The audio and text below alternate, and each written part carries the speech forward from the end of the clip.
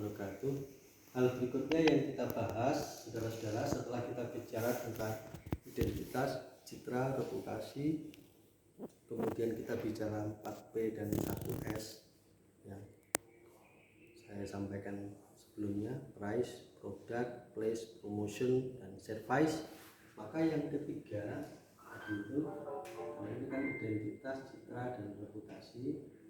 Yang kedua tadi 4P plus 1S. Nah yang ketiga tentang marketing itu sendiri sebetulnya seperti apa. Jadi marketing itu sebetulnya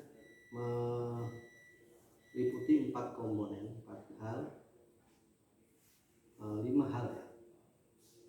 Meliputi 5 hal. Yang pertama adalah terkait dengan bagaimana kita mengidentifikasi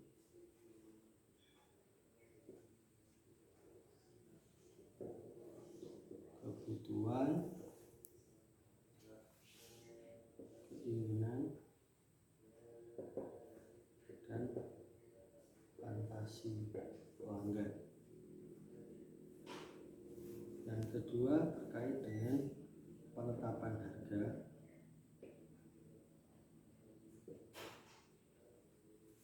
Yang ketiga terkait dengan promosi. Yang keempat terkait dengan distribusi. Dan yang kelima adalah terkait dengan memberikan kepuasan. Jadi elemen dari marketing itu yang pertama adalah mengidentifikasi kebutuhan, keinginan atau fantasi pelanggan. Kedua, penetapan harga. Yang ketiga, promosi. Yang keempat, distribusi. Dan yang kelima adalah bagaimana kita memberikan kepuasan kepada konsumen. Nah, saya breakdown satu-satu sekarang terkait dengan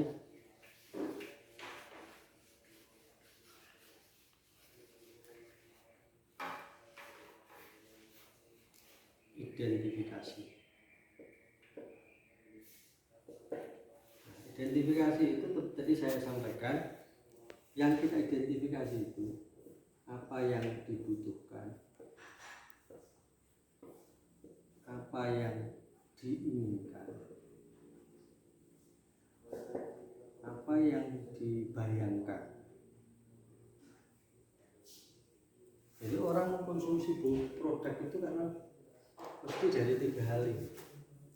Mengkonsumsi karena butuh, mengkonsumsi karena ingin, sebetulnya tidak sangat butuh tetapi karena keinginan, dan yang ketiga orang mengkonsumsi produk itu karena fantasi-fantasi tertentu.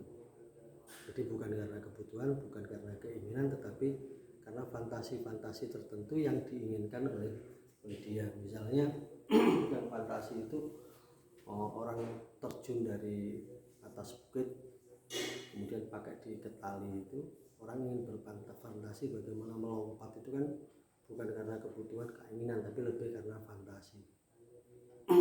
Yang karena keinginan itu sebetulnya sudah punya jilbab, pengen beli jilbab lagi, itu kan bisa jadi itu bagian dari keinginan, karena esensi dari orang beli jilbab itu kan karena kebutuhan untuk menutup aurat, tetapi jumlah jilbabnya menjadi sangat banyak. Kalau harinya 6, jilbabnya bisa 20, bisa 30 dan lain sebagainya. Tentu ada yang karena kebutuhan, ada yang karena keinginan. Bisa jadi juga karena fantasi, jilbabnya diutak-atik dengan berbagai macam, itu karena fantasinya ingin tampil seperti artis, ingin tampil seperti siapa gitu. Jadi maka kemudian orang membayangkan itu yang kadang-kadang sering dimanfaatkan oleh orang-orang yang sudah ternama, artis-artis bikin produk, kemudian orang diharapkan membeli karena fantasinya biar seperti artis yang bersangkutan. Itu mengidentifikasi. Jadi identifikasi apa yang dibutuhkan, apa yang diinginkan, dan apa yang dibayangkan.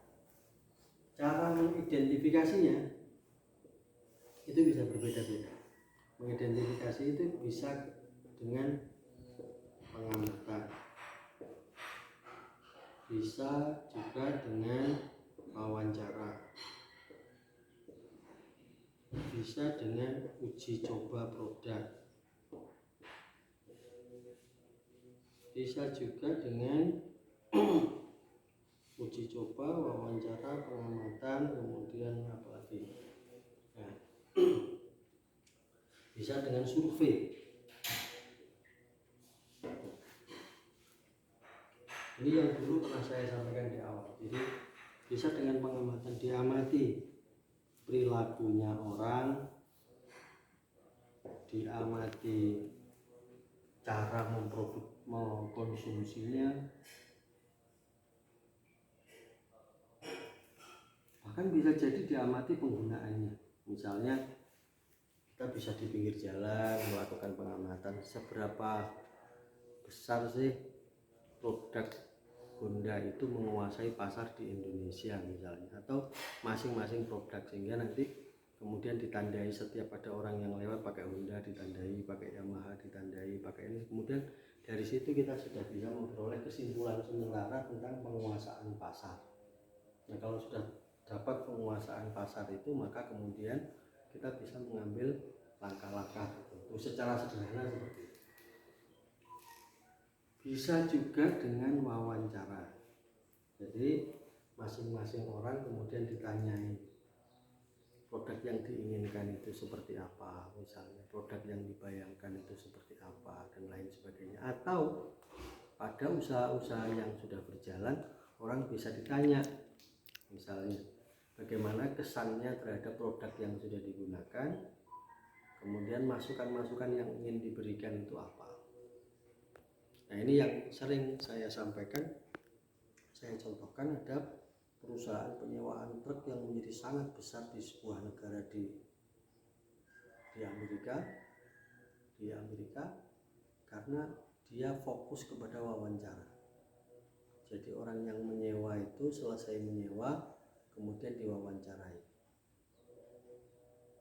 Produknya yang digunakan, truk yang sudah disewa itu kelebihannya apa, kekurangannya apa, dan kemudian usulannya apa. Dari wawancara itu kemudian di mapping. Setelah di mapping, maka kemudian disusunlah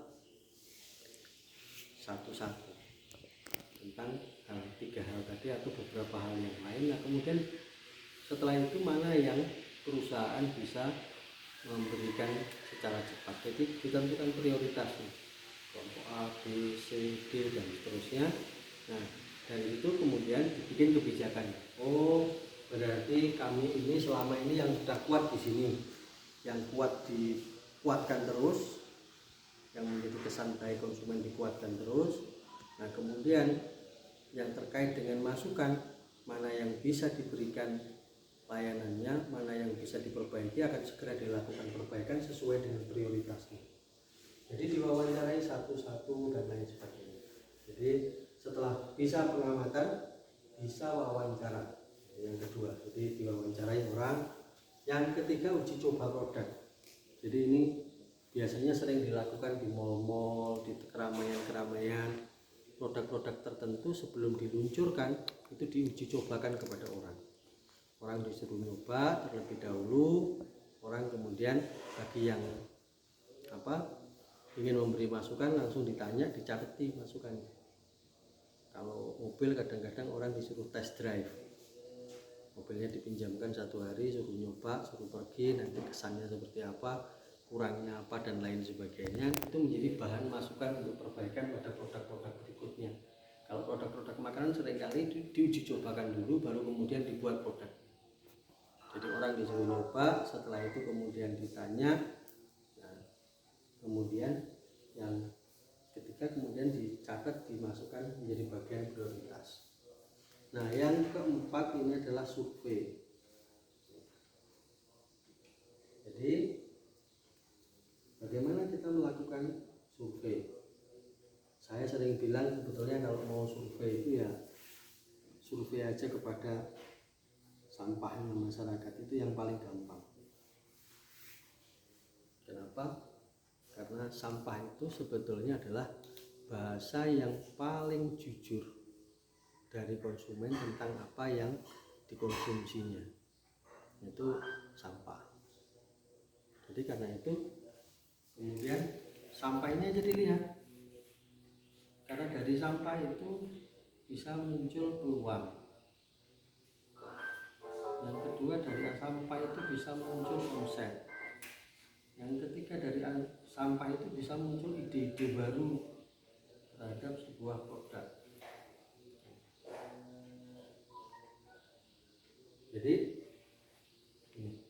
Jadi benar apa yang disampaikan oleh Ciputra, seorang pengusaha besar, yang menyampaikan bahwa pada sampah itu sebetulnya bagi orang yang kreatif bisa dirubah jadi emas.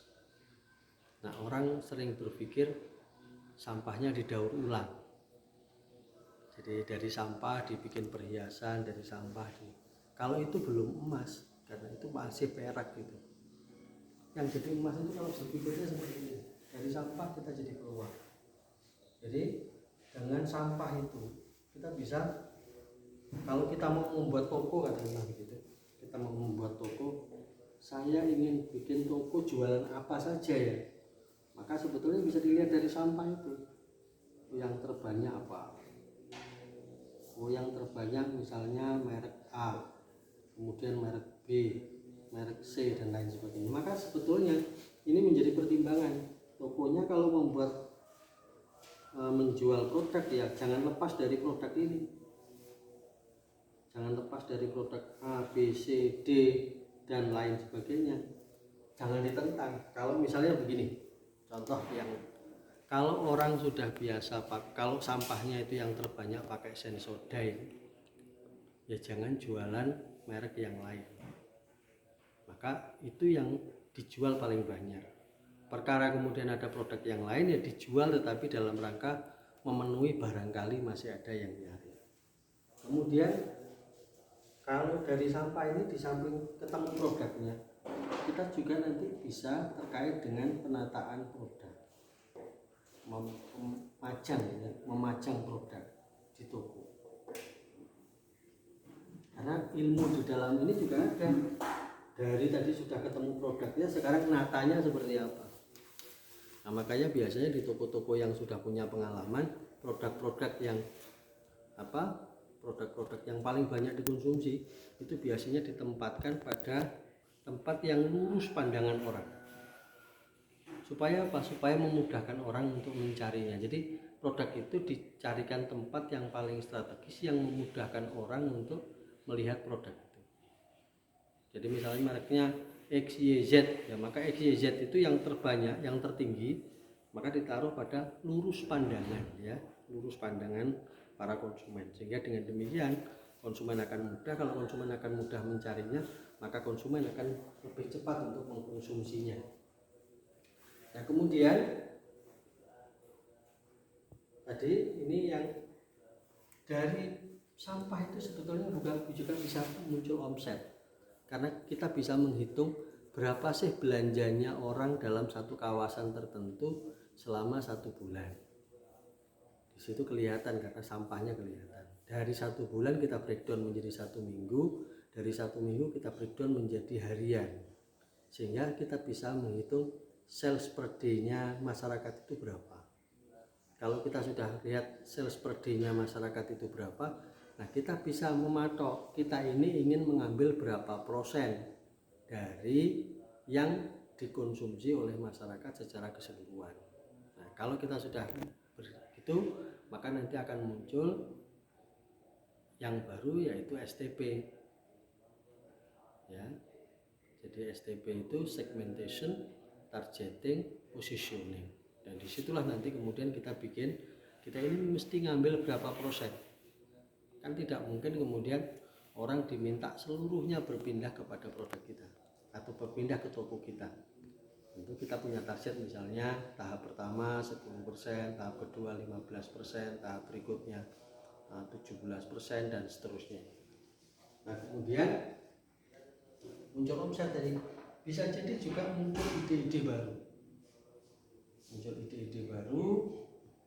Dari situ kita ternyata ketemu, ternyata ada produk-produk yang seperti ini, maka saya harus bikin yang seperti ini. Oh ternyata ada layanan-layanan seperti ini, maka saya harus bikin layanan yang seperti ini dan lain sebagainya. Jadi banyak hal yang bisa kita dapat dari kita melakukan survei, dan tadi sudah saya sampaikan yang paling gampang itu apa.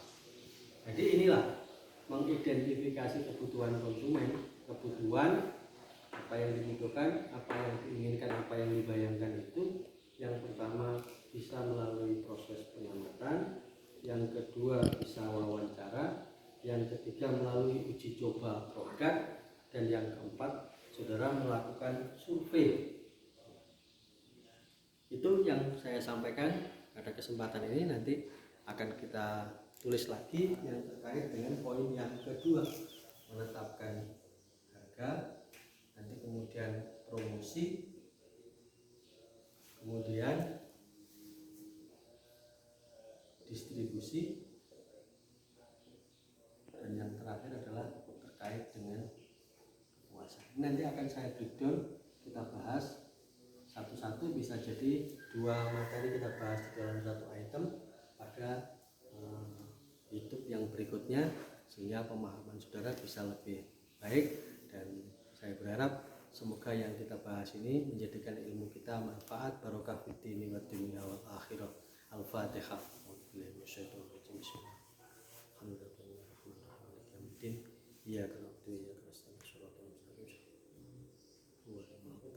Amin. Kurang lebihnya mohon maaf. Wallahul muwaffiq ila aqwamit thoriq. Wassalamualaikum warahmatullahi wabarakatuh.